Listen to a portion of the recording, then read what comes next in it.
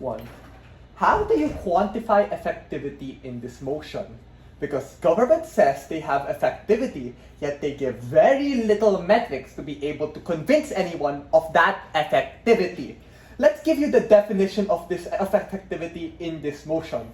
Effectivity in this motion means A, which side enables mental health services to act relatively more helpful or less helpful. On side opposition, you get this. You get this process by which mental health services operate.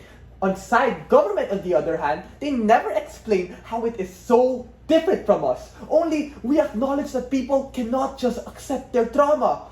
B, on which side actually allows for more assurance or more uncertainty. Again, it's not that government whip says of it being good and bad. What we told you is that when you see yourself in the past as a metric, that is far more useful to you as opposed to exploring something you don't know how to quantify. And now, I'm just going to say some things to make you understand what our case is and not be misrepresented by the reply. Guys, we did not also say past equals good, future equals bad, because that's what they're saying in government side. Please do one set and don't misrep us. We said it, past is a tangible and more understandable metric, while the future is completely unknown and hard to grasp. They don't respond to that. Government attempts to also respond to us by trying to symmetricize the harm we give. That is so dismissive. The reason as to why it's not symmetric is simply on 3 metrics. 1, do people want to be who they were before? The answer is probably yes, because trauma is bad and you do not know if you will love or accept automatically your future version. And number 2, is looking at the past actually effective? We say probably yes, because of the things that made you smile and be happy before the trauma. This gives meaning to the past experiences and complements the present that allows you to deal with the uncertain future. And number 3, what approach should mental health services do in order to cater to the broadest spectrum of people? It's not by making an assumption that they will accept it. No, because even if they do make an assumption that they will accept it, even if they do, the splinter of what was there is not fully examined and understood without the comparative of scenarios that Joseph, my partner here, told you, of which there was 0 response. You now versus you before versus you now versus you in the future. A government, you have an incomplete comparative.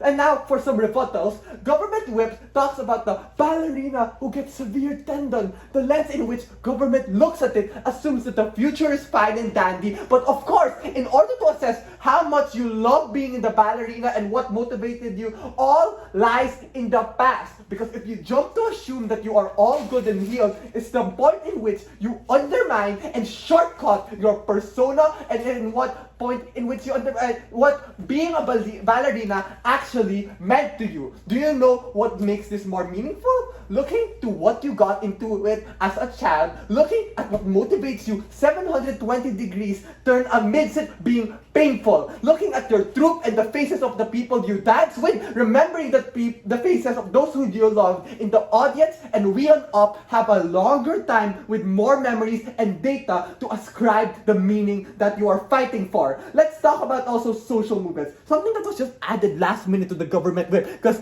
they did not say that at any point in the speech, guys. But okay, in social movements, they don't limit it in their sides, guys. We're only limiting ours in mental health institutions. But other means of mental health people asking for through online means, through friends or families, they will still exist in the first place. There's probably still circles around there of people wanting to help alcoholics, and those things can still exist, ladies and gentlemen, and they don't magically disappear. And we aren't saying that this is the only method every method's going to have to follow that. So weighing on the comparative, I think both sides have the same goal on what's looking for the most effective way. Now, I think the most important metric we need is, do people actually want to be what they want in the past? Because we say our side, yes, people want to. Because why is it so important for us to even know this in the first place? Firstly, these are the people that actually gets affected. These are the people directly going through the therapy and mental health issues. Second, on the interest, therapy is a two-way process for it to work, guys. Not only does the therapist need to be smart, but also the person needs to have an opt-in and actually want to get into therapy in the first place. So if they don't if they don't have the tangible metrics that Jaron gave us in his extension, people understanding where they are supposed to go right afterwards, it's harder for them to want to be in therapy in the first place. It's harder for people to actually dream and want to be gaining a goal in the first place because they don't know what the goal is. They just know that they are a broken, shattered piece of glass and they think that they are irreparable and they just have to accept that. But in our side, we tell them that they could have been clay. They could still be a repairable glass. In your side, you give up completely. So let's weigh on what do people actually want to be. Let's look at it. Do people want to go back or become this new person?